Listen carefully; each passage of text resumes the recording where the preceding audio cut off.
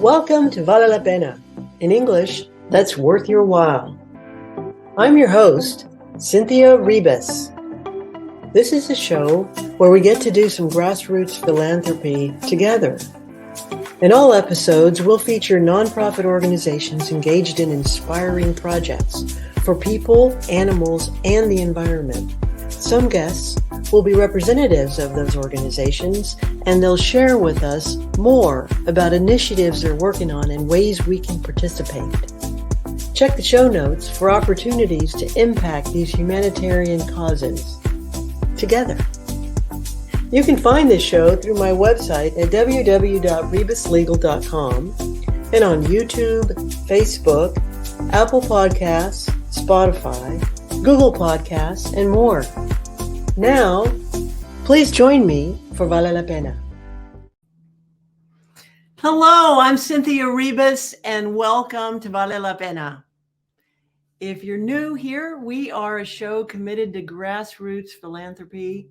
And the way we do that is we talk with guests about all kinds of inspiring projects they're up to in support of humanitarian causes for people, animals, and the environment. In this case, we have a very special guest with us today. Her name is Malene Davis, and she's founder of West Virginia Caring. So much more I can say about Malene, but let's bring her on and we'll get that going. Hello, Malene. Hi, Cynthia.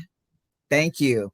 So great to have you here. I know you have a far more elaborate title. So let's just start with that great title. You're founding president and chief visionary officer of West Virginia Caring. So tell us a little bit about that. West Virginia Caring. So what that means is that I was the first employee and came in before the furniture came in. So it's located in Arthurdale, West Virginia, but we serve about almost 25% of the state of West Virginia for hospice and palliative care services.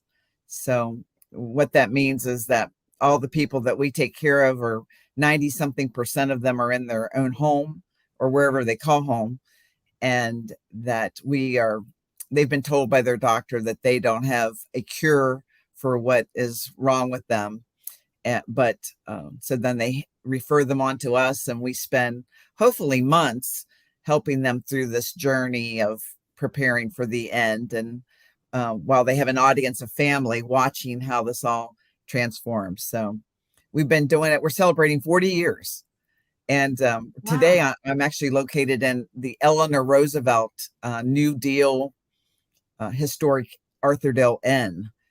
And so this is in the 30s. Eleanor was here and brought dignitaries over. She started this community for, people in poverty and, building community. You have a fantastic muse there, inspiring the vision. Sometimes they say she comes out at night. I've been here a lot of nights. I've never seen her, but certainly her spirit is here. Wow. And let's just go back a minute and talk a bit about what hospice means, because I actually think maybe there's some misunderstanding around that. It has to require first, do you have to have essentially, I think, a death sentence, meaning do you have to have a doctor actually say that they have run out of options in terms of Western medicine? Yeah, I mean, this is a time for advanced illness. So the illness is it's played out. And so now the doctor said, we've tried things and everything seems to be failing you. So now it's time to just talk about quality in your life and your bucket list and things that you want to accomplish.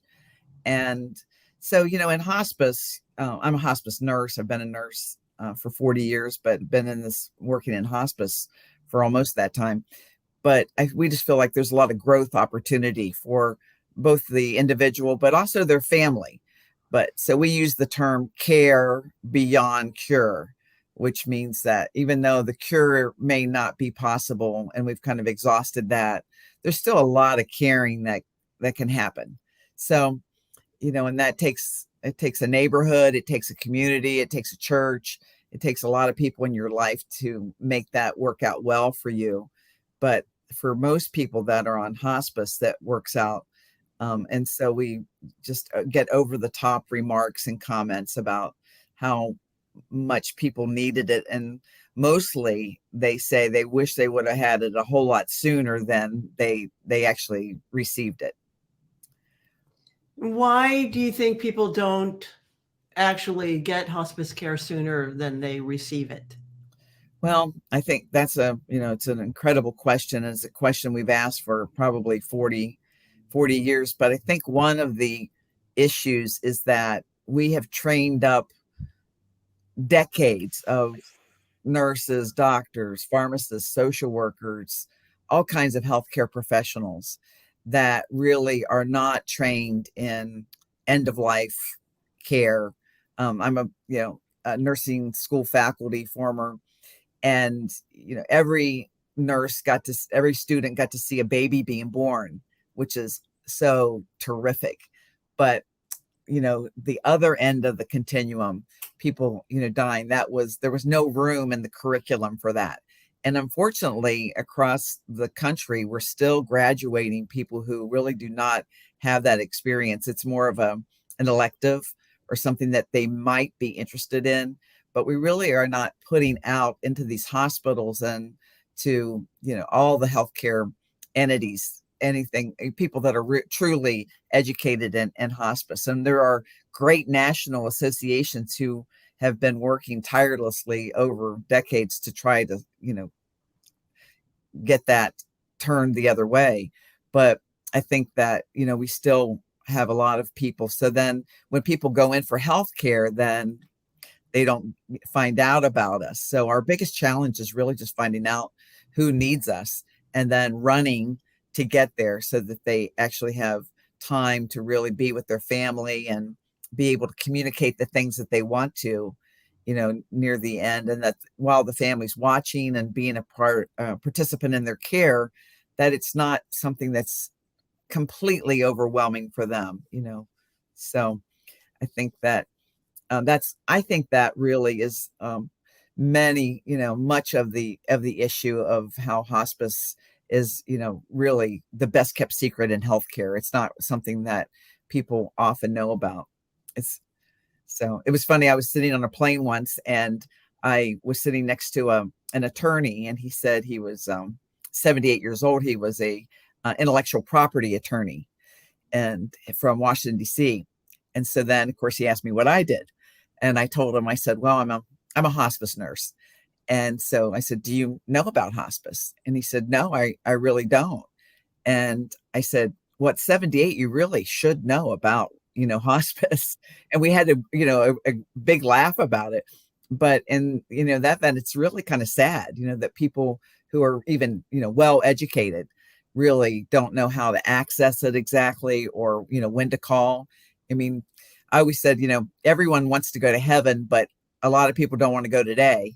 And so I think that, as a society, we don't really talk about living wills and medical power of attorneys. It's uncomfortable. It's difficult. And so what we've tried to do at West Virginia Caring is really start at even the school level and get kids involved in, our activities and community activities like trunk or treat or walks for hospice. And so during that time, we're just talking about, and it's been interesting over the course of 40 years. I used to go into schoolrooms and talk about it, and maybe one kid would raise their hand. And now a lot of kids said, oh yeah, you took care of my grandparents, or, that was, I remember my mom or dad or my aunt and uncle. And so there's a lot more familiarity today than there was, but there's still a lot. And probably some of the biggest offenders are people that are working in healthcare entities. Well, and if I understood you correctly, doctors don't actually necessarily get any training in not as a rule. It's no. Yeah. Mm-mm. That's so interesting what the thinking is of the medical curriculum you know? It's very tight. I've met with a lot of, here at West Virginia. We're located near West Virginia University. It's in our service area. And so I've talked with the, of course, the deans of the School of Medicine and very good friends, but it's just trying to work it into where do you work it in? Is it the fourth year medical student? Is it a second year resident? Where exactly can you squeeze it in? And, I mean, people generally in their 20s and 30s don't sign up for that as much. They want to do some other on the cure side. They want to, help people cure. And a lot of people feel that, by this time, then there's not much more that can be done. But we argue that there's a lot more that can be done because there's comfort, and we can decrease suffering and make families stronger by building relationships and repairing relationships. So we kind of take it on one life at a time to change the world, if you will. And so it's, I've seen some real miracles in hospice care that have nothing to do with the person beating their illness, but families just really tying together and helping each other, and a lot of love, shared, and communities getting involved and kicking in. And so I think that's what's so wonderful about hospice. When it first started, it was all volunteers. So there wasn't a Medicare, it wasn't an insurance benefit tied to it. So it really was this Eleanor Roosevelt moment, if you will, where people were just really coming together, and someone was not doing well. And so it was like the church would take over some food, and the pastor would visit, and I would go, and, and we were, and then what happened during the 80s and 90s were that people, because of the insurances, were not able to stay as long as they wanted to in hospitals. So people started coming home much sicker. And that's when we started, really bringing more professionals on to, go in people's homes. But I think that what's wonderful about hospice is that mostly in the United States, it happens in your own home. And that's what we feel like most people want to be home. And so we, help them achieve that and get to that goal of being there, because they're short of surgery. We do a lot of things, at home.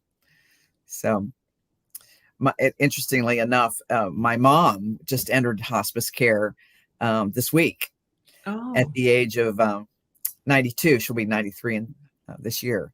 So I've seen it. My dad 20 years ago had been in hospice, and had been working for hospice then at 15 years. Now here I'm almost 40 years working in hospice, and certainly it's very surreal to see it unfold in your mother's house, and so, I had that experience. Both of my parents have passed now, and at the end of life for each of them,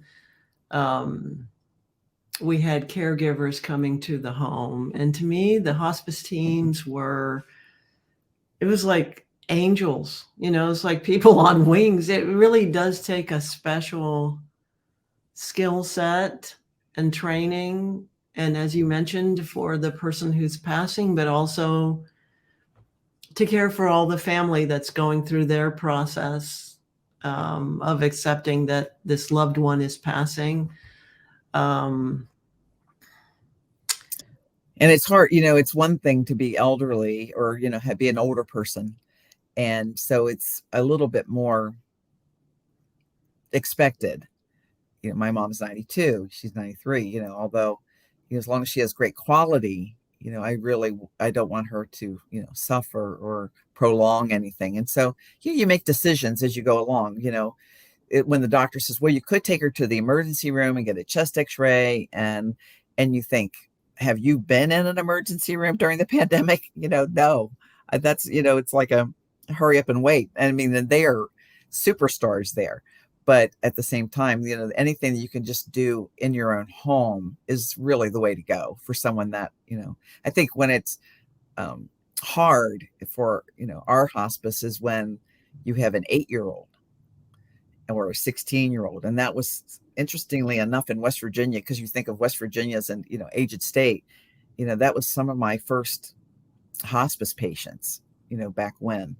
So that part is, it's more difficult. So it's hard to come up with words to say about it, but it's really, it's tough times.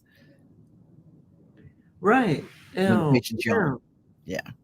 Yeah. Back to what you mentioned about in the classic medical school training, there isn't much exposure to hospice, the skill set for hospice care.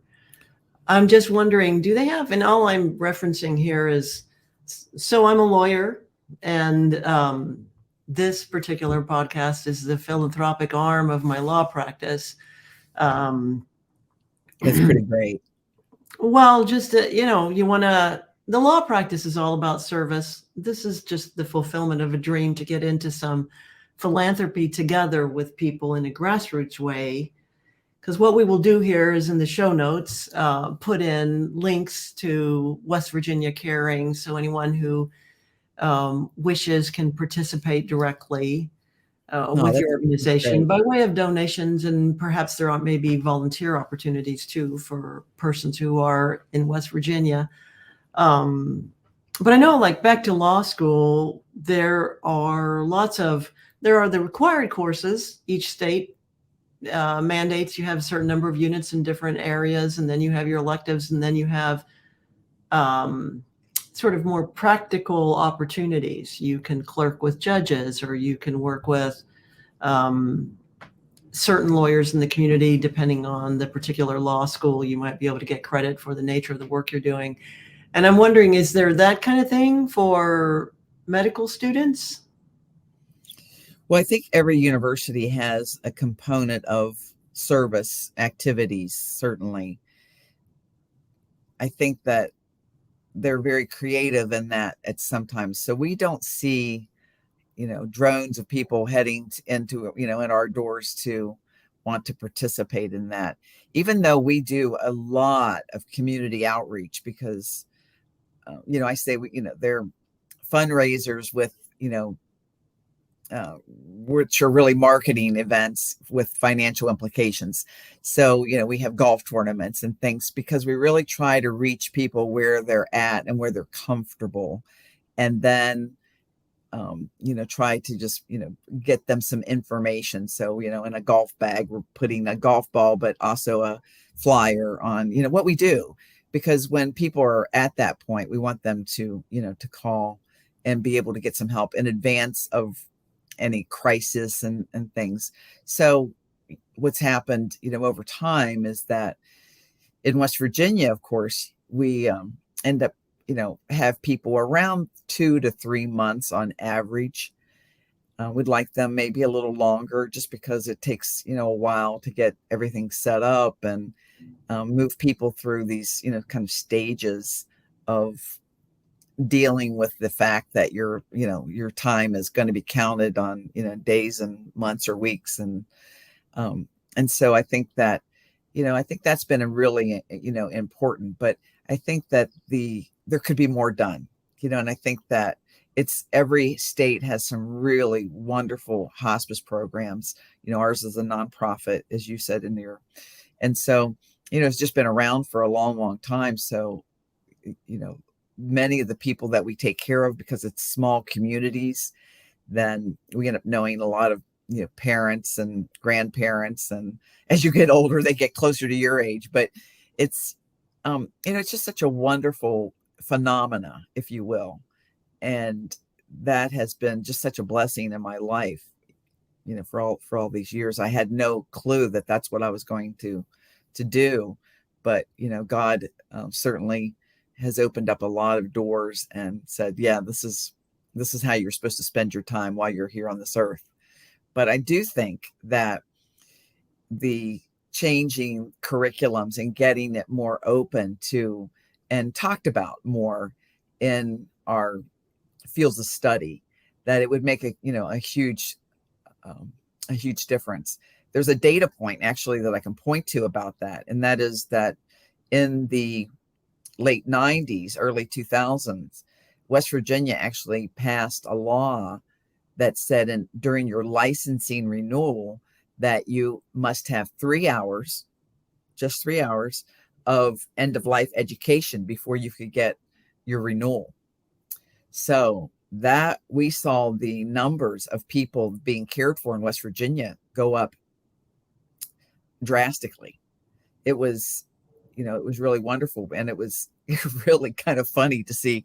I would have pharmacists calling me up and saying, is there any way you could do a one-on-one with me today so I can get my hours in? And, of course we were like, yeah, we didn't charge for anything, wasn't, they were like, well, just make a donation. But, it was really interesting, but the numbers did go up. So I think that, there is something to it, that if you, educate people, and starting with all the people that are caring for us all across the country. And surely during the pandemic, everyone's been a hero that works in healthcare for sure. But I think that certainly there is a data to say that, it really does make a difference if people are educated about it. So more people will get the information. And like I said earlier, the number one complaint, and this has pretty much been forever, is that people say, I wish we would have known about it sooner. I could have used this help months ago. Why didn't my doctor tell me about it? And you probably never, thought about it. If you haven't done a home visit or been in someone's home before to see how families unfold this care, where the hospital bed might be in the living room, as it was with my dad. And, he was watching the football game, and, just that's kind of where everything fit. So that's where it ended up. And, I can't think of any place else that he would wanted to be. My mom has, more age-related Alzheimer's. And so she, we want to keep her where things are consistent. And so the home just makes perfect sense for her. But not all families can do that. And that's another thing we have to figure out in this country, I think, is just how do we help people who really want to be at home afford it and stay there, instead of, filling up nursing homes that are wonderful, places. But if you could be at home with just some help, how could we, get to that? Right, because the home itself has to be retrofit depending on the needs of the individual. Yeah. And, I say, hospice kind of has a menu. And so you open up the menu and you say, I want this, and I need this and this. And then maybe you fast forward a couple weeks, and then you need that and this and that. And then, a couple weeks more, and we keep adding things on. So we might start at one level, but at the end we have a lot of things that we're going, and maybe even every day. So, but we, try to figure it out. And I think in a rural area, it's just really interesting. But West Virginia Caring's been practicing a long time. So we, kind of have it down, and our, quality is high, which is wonderful. But we really want the family to feel like, they could still be a family. They're not being examined or on notice. We're not company or, people, visitors, but at the same time, we really want them to just enjoy each other and talk about and reminisce. I think reminiscence is just so important for families. And so we kind of come in and then get out. And I always kid my staff about staying too long in someone's house, because they'll offer you coffee, tea, cake, and I said, they'll have a photo booth on the coffee table. And I said, your face is not in it. They want to spend time with those folks, not you. So, kind of get in and get out. But, it's amazing, the lives, when you go in and read the room of, people's lives unfolded on their walls and what was important to them. And it's just, you are changed forever. Every time you meet a new family and a new person that, in this care, it's amazing. And can you fill in when you said earlier that at the beginning of the services, you might want this and that, and then as things progress, you want this other thing and something else. Can you fill in what those this and that's are? So, for example, if we meet someone today and we're going to start care, and I asked them, how did you sleep last night? And they said, I slept well. Well, the last thing I would want to do is put on a hospital bed, because, raise your hand if you felt you slept well on a hospital bed. So, like we'd let that go on, but maybe later then it might be to the point where, being elevated and having the bed come up is easier on the family and maybe, someone spending more time in the bed, then, it may be better for them to have, particular hospital bed kind of mattress where the air kind of moves around and things like that. Maybe someone has been getting in the shower and are doing fine with their, personal care needs, but maybe a month from now or 2 months, having, a certified nurse's aide stop by a few times a week to help you with that, or even, transition to, a bed bath may be what you would do. So, I think there are these things that we kind of ebb and flow into the family. It's there when they need it. And we make suggestions, of course, or, and sometimes strongly recommend that you do this. But I think that we don't want to throw a lot of foreign things to people to make them think that this is how life is. But then there are families who need all of those things from the very beginning. And they just want us to kind of take over and just tell us what to do, because we really don't know what to do here. And it's amazing how many people still, we're still very much advocating for people to have medical power of attorneys, make a decision. If you're not able to make your own choices, who do you trust to make that choice, for you? So, our social workers work strongly on that. And, people are worried about their finances. So we help them, figure those things out when bills are coming in. But I think that not everybody wants that from the beginning. So it is kind of a menu, maybe you're just having appetizers today, but later you're having the full course, 4-course meal.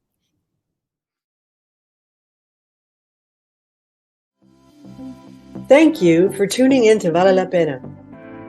Please join us in making an impact together for people, animals, and the environment. Details in the show notes. You can find this show through my website at www.ribaslegal.com and on YouTube, Facebook, Apple Podcasts, Spotify, Google Podcasts, and more. I'm your host, Cynthia Ribas, and I welcome and thank you for your feedback, comments, questions, and sharing this show with others.